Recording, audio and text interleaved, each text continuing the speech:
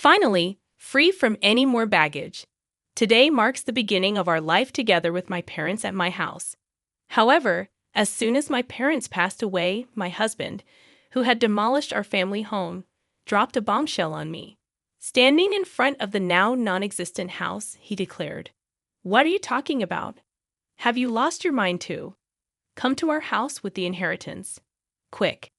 His words left me dumbfounded, and I couldn't help but burst into laughter. Ah, I see. That's what this was all about. Perplexed, my husband, Howard, and my in-laws looked at me incredulously. What? Why are you laughing? I revealed the truth to them.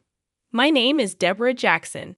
I was born into an ordinary salaried worker family.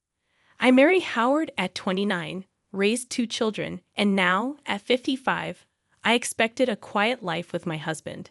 But life took an unexpected turn. I recounted the challenges of caring for my ailing parents, particularly my mother's battle with cancer. Despite my efforts, my husband's reaction to living with my sick mother was unexpected and less than supportive. I suggested living with my mother for her sake, but Howard was reluctant. His complaints about meals, cleaning, and laundry were hurtful. Despite the challenges, we moved to my family home to care for my mother, even though Howard's initial attitude remained unchanged. As time passed, my mother's health deteriorated, leading to her hospitalization and eventual passing. Despite the emotional turmoil, Howard's lack of support during the funeral preparations left me deeply disappointed. In times like these, one wishes for their spouse's support. However, Howard was off to the side with his parents, not helping with the funeral preparations. Even during the funeral, he remained at the back of the relatives section. "Howard, I wish you would sit in the family area." I couldn't help but wish for the support that never came. When I suggested that Howard should sit with me in the family area during my mother's funeral, he responded, "No, I'm fine here. I'm not a blood relative after all." His mother, who was listening, interjected, "He's your husband, but not your mother's son, right? Howard is my son, so he's an outsider. An outsider, that's right. Howard's parents are just us. Deborah should sit in the family area alone." Even his parents echoed the sentiment, stating that Howard should not be in the family area. While seating arrangements for family members may vary by region, in our area, it's customary for sons-in-law to sit in the family area. Predictably, with Howard not in the family area, distant relatives started whispering and speculating about our relationship. After the funeral, we returned home with my brother's family, children, Howard, and his parents. Despite their insensitive remarks, I thanked Howard's parents for coming and served them coffee. However, their callousness reached new heights when they casually remarked about the condolence money being tough on them, implying relief at the end of the financial burden with my mother's passing. Stunned by their words, I forced a smile and left the room. Overhearing Howard and his parents' conversation, I learned more about their true feelings. Howard complained about living with someone else, and his parents joined in mocking me. It wasn't the first time. They had always been disrespectful, even during our marriage, reflecting on their lack of concern during my father's funeral and mother's death. I questioned Howard's behavior as a person. I realized that I had been overly considerate of him, feeling guilty for imposing the living arrangement. Angry and resentful, I silently listened to their laughter and chatter. Later, in a conversation between Howard and his parents, they openly disapproved of my defiance regarding my mother's belongings. When they tried to take my mother's bag, I firmly refused, stating my intention to distribute her keepsakes among family members later. This led to a heated argument, with Howard and his parents leaving angrily, labeling me an outsider. Despite explaining the situation to everyone, Howard didn't return home for some time. When he finally did, he surprised me by showing concern and suggesting a trip for me and the kids, even providing travel vouchers. Though unexpected, I couldn't help but feel a mix of emotions, including gratitude and confusion, at this unexpected gesture from Howard. I wonder if your father felt guilty. I said with a laugh as I decided to gratefully accept the travel vouchers from Howard. Well, I'll beat off then. Yeah, take your time. Since you're at it, stay over at the kids' places, Howard suggested. I can't be away that long, I replied. Just go. I'll relax at my parents' house. Don't worry about me, Howard said, sending me off with those words. Julia was happy to have me over. So before the trip, I visited Julia's and then Luke's homes, having been unable to visit while caring for my mother. I helped out a bit by making and freezing some meals for them. Mom, you don't get to relax at all, but thank you. It really helps. They both expressed gratitude for my home-cooked meals. This was all thanks to Howard's suggestion. Then came the long-awaited trip, and I spent a relaxing time at the hotel with my children. It seemed to heal much of the fatigue and sorrow from caregiving and losing my parents. I was away for nearly a week, but both kids returned to their homes with bright smiles. That was fun. We should thank Dad once in a while, Julia suggested. Really? Once in a while? But I wonder if he's up to something, I laughed, half-jokingly. Don't say that. Your father must have had his reasons, Julia replied. I laughed as well, planning to share the memories with Howard and start afresh in our married life. However, upon arriving home, I was at a loss for words. What's going on? The house is... I looked around in confusion, checking my location. Despite being a familiar place, our family home was gone.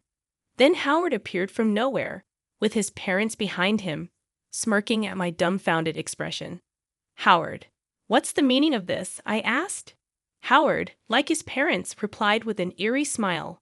Finally, the baggage is gone. From today, we'll be living with my parents at my house. What are you talking about? I retorted calmly to Howard's arrogant statement. Then Howard spoke. Lost your mind? Your family home has been demolished. Come to our house with the inheritance. Already, everything you inherited belongs to Howard. I realized what had happened. The disappearance of my house was Howard's doing, all for the sake of inheritance. Despite being overwhelmed with frustration and sadness, I couldn't let Howard have his way. No way, I thought to myself.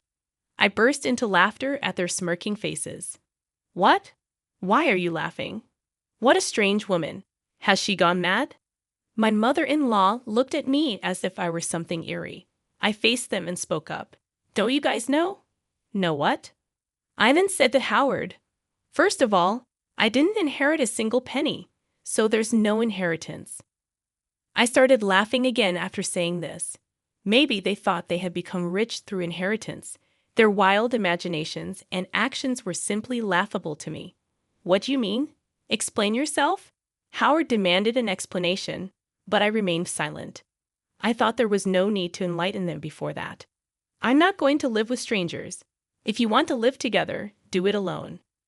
Ignoring Howard's question and rejecting his initial proposition, my mother-in-law flared up in anger. You helped with your parents' household, but you won't do ours. You know why I did that, right? I agreed to live together, didn't I? I said we didn't need to live together, but you chose to do so because you didn't want to do housework. My rebuttal left Howard and my mother-in-law biting their lips in frustration and demolishing my family home on your own. There are things you can and can't do. I yelled at them on the spot, then left the scene. Behind me, Howard's voice called out, "Where are you going?" However, I didn't turn back. I had to secure a place to sleep for the night, and I didn't want to see Howard's face. I immediately consulted a lawyer. It couldn't be that easy to demolish a house. The house was still in my mother's name. When I wondered which company had taken the job, an unbelievable truth came to light. Howard and my father-in-law had directly demolished the house themselves. They had meticulously prepared, enlisting the help of acquaintances from my father-in-law's demolition company and renting heavy machinery. Moreover, they had given me the travel vouchers to drive me out. The realization of being utterly deceived brought tears to my eyes and filled me with frustration. Is there any way to punish the three of them? I asked the lawyer through tears, and he smiled kindly. Your husband, who demolished the house registered under your mother's name without permission, can be charged with criminal damage and sued for compensation. Let's start by demanding a proper apology from your husband and his parents." I nodded at his words, and the lawyer promptly started the proceedings. A few days later, an irate call came from Howard. "What's this letter of demand about?" "Oh, you received it. Since you destroyed our important house, you'll have to compensate for it." Compensate. I told you we were moving into the family home. I demolished an unused house for you. You should be grateful, not demanding compensation. Just bring your inheritance and come back home. Howard arrogantly insisted. Grateful for being demolished? Really? And about the inheritance coming home? There's none to bring since I didn't inherit anything. I shouted back over the phone. Howard fell silent, seemingly stunned by my outburst. The reason I laughed when the house was demolished was precisely this. I had a whole year to spend with my mother. It was obvious we would have discussed the inheritance. Then I said, "I don't need anything. Give it all to my brother." Thus, all cash and securities were inherited by my brother. He said that I should get the house since he lived far away and couldn't manage it. If I wasn't going to live there, it could be rented out to someone else. That was the plan for me to inherit the house anyway. Either you and your father restore the family home to its original state or pay the amount written there. This amount, I'm being kind enough to suggest a settlement. If you can't pay, I'll file a police report and sue you, I spoke firmly. "Sorry, I didn't think you'd be so angry." "Of course," Howard replied. "I'm angry." Howard began making excuses. He thought that as long as the family home was there, he couldn't live with his parents, especially since his father had always wanted to live with us. My father-in-law was fond of Luke and seemed to have wanted to live with him. He had refused to live together back then because it would have made commuting difficult, but his parents seemed to think I was the one opposed to it. So it turns out that Howard had convinced his parents to agree to this plan by demolishing my family home and making them believe I would move in with the inheritance. But even knowing this now, there's no way I can forgive it, so please forgive me. I didn't mean any harm. Dad is remorseful too.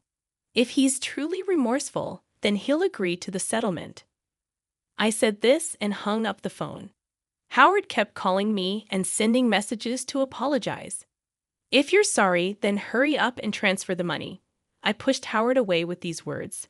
I knew our family home couldn't be restored, but there was no other way to alleviate these unbearable feelings. Afterward, I stayed at Julia's house. My brother's family and my children knew about this. Even though my brother must have been angry about our family home being demolished without his consent, he said, "I won't interfere, but I'll lend a hand. Do what you think is right, Deborah." Everyone condemned Howard's actions and supported me. A month passed without any payment for the damages or compensation. During that time, there was no contact from Howard. I couldn't keep relying on Julia's hospitality forever. I wanted to receive the money soon and at least establish a stable living situation. But contrary to my wishes, something unbelievable happened. It was revealed by a comment from Julia. "This apron looks a lot like Grandma's," she muttered while showing me her smartphone screen. I was shocked when I saw the screen. It was a product page on a flea market app. The item Julia thought resembled my mother's apron was a unique piece I had made for my mother. "What? This is Grandma's apron. I made it, so there's no mistake, really," Julia said and hurriedly checked other pages. The seller seemed to have registered recently, with no transactions or ratings yet. As I checked the content of the nearly 30 items listed, I was shocked to find that they all belonged to my mother. I immediately realized it must be Howard's doing. No one else but Howard, who had demolished the house, could have taken my mother's belongings. I called Howard right away. "What's this about the app, Howard?" Howard responded, sounding annoyed, thinking he was playing dumb. I angrily confronted him. "Don't play dumb. You're selling Mom's belongings, aren't you? Cancel the listings right now." Howard sounded panicked as he replied, "What? No, it's not me. Who else would do such a thing? I'm coming over to get everything back. I hung up and immediately went to Howard's parents' house with Julia. Upon arriving at Howard's parents' house, I immediately called out to Howard. He came out to meet us at the entrance, where I confronted him. "I don't know anything about it," Howard said. "Dad, tell the truth." Julia, supporting me, also pressed Howard for answers. He was visibly flustered. While this was happening, Howard's parents, perhaps realizing we were there, showed up too. "Oh, Julia, you're here?" She smiled happily upon seeing Julia. Julia, clearly upset, spoke to her grandmother. "Tell Dad to tell the truth. The truth. It seems like Dad is selling the stuff Grandma passed away." With hearing this, my mother-in-law laughed. Howard looked troubled and kept repeating, "It's not me." Then my mother-in-law spoke loudly. "Howard's selling them? That can't be true." But because I'm the one selling them, I felt the blood drain from my face at her words. Howard must have known. He looked at his mother with a "this is bad" expression. Julia was stunned, but my mother-in-law seemed cheerful. "What did you say? It's quite a task, you know. Packaging has to be done carefully, and the photos need to be taken well." She talked about the app as if it was a fun hobby, not realizing she was selling stolen items. I struggled to contain my anger. "Cancel the listing. That's not something Grandma can just sell." Julia, red-faced and teary-eyed, appealed to her grandmother, but my mother-in-law seemed displeased. "What's the big deal? I found a fun hobby.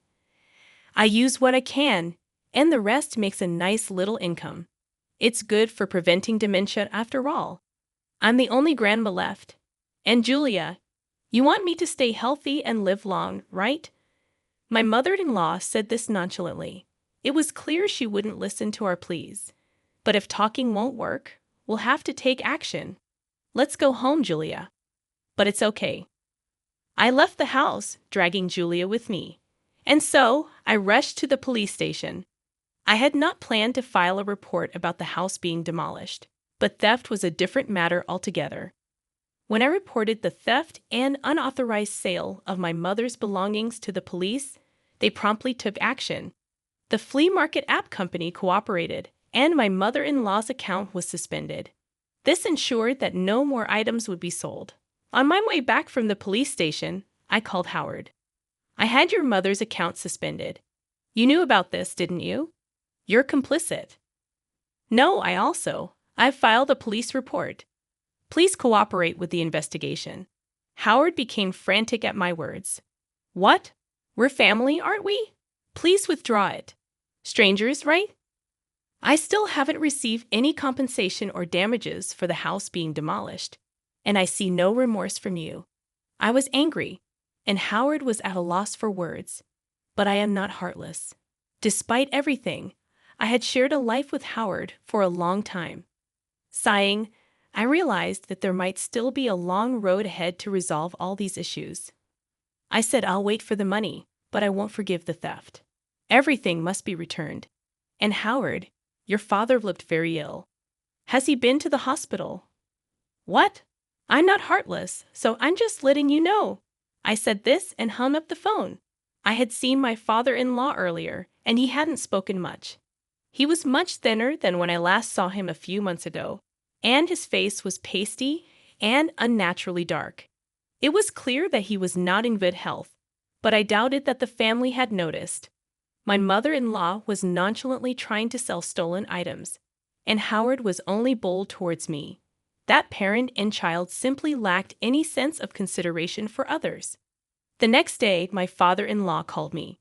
I thought he might thank me, but it was the exact opposite. "You're treating me like a sick person, planning to dump me in a hospital to get rid of me, huh? I have to protect Howard and your mother from you." "I'm not going to any hospital," he scolded. I was concerned for him, yet this was how he responded. "I apologize if it was out of line. I was just concerned, I'm not weak and short-lived like your parents. Don't patronize me." I was angry at his words, but a few days later, he apparently felt unwell and went to the hospital.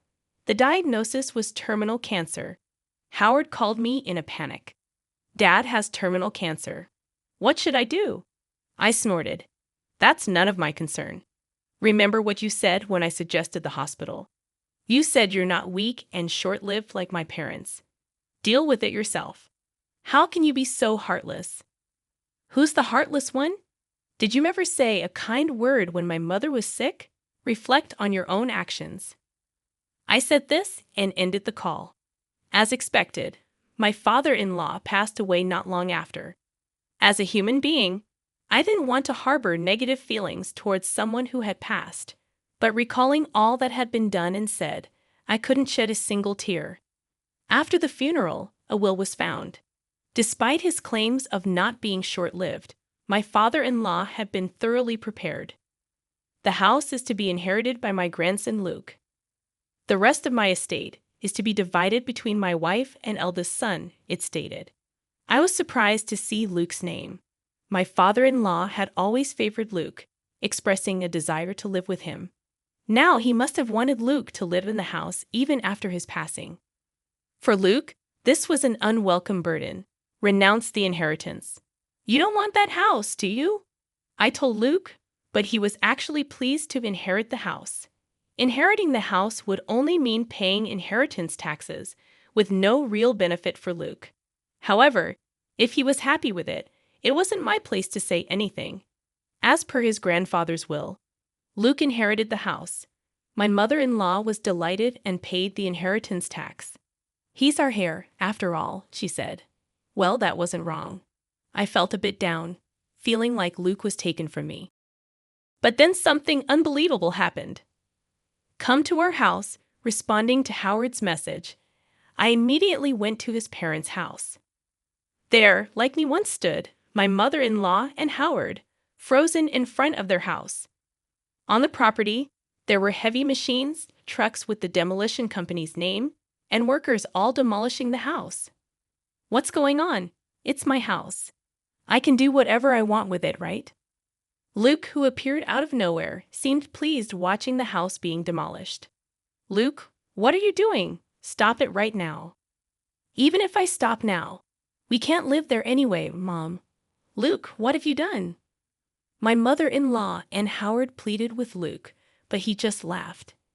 Have you forgotten what Grandpa and Dad did to Mom, Luke? Grandma, you were horrible to Mom too, right? Did you apologize? Luke, his smile gone, glared sharply at his mother and Howard. They fell to their knees as the machines continued to loudly demolish the house. I felt relieved seeing the scene. Later, Howard, having finally received the inheritance, paid the compensation and damages. It seemed that Luke had recovered the stolen items my mother-in-law took from my mother, and they were safely returned to me. Mom, you've got me and Julia, Luke said, and I finally shed tears of relief. Howard and his mother lost their house and were left with no money, now living again in company housing. Howard and I had moved out of the company housing, and now Howard, along with his mother, had returned, becoming the talk of the town. A wife of Howard's colleague, with whom I am on good terms, contacted me, and I explained everything honestly. They'll likely live uncomfortably in the company housing now, but it's their own doing. Furthermore, with Howard's retirement, the two will need to save up for their future living arrangements. I might occasionally ask friends for updates on their situation, just for a story to share. I continued to stay at Julia's house, but Luke is now planning to get married and build a house. The land from his parents' house sold for a decent amount, surprisingly making the demolished house useful. Mom, come live with us. Luke even invited me to live with them. His soon-to-be wife welcomed the idea warmly. I couldn't impose on Julia forever, so I gratefully accepted Luke's offer. I resolved to be a different kind of mother-in-law, hoping to live happily with my new family.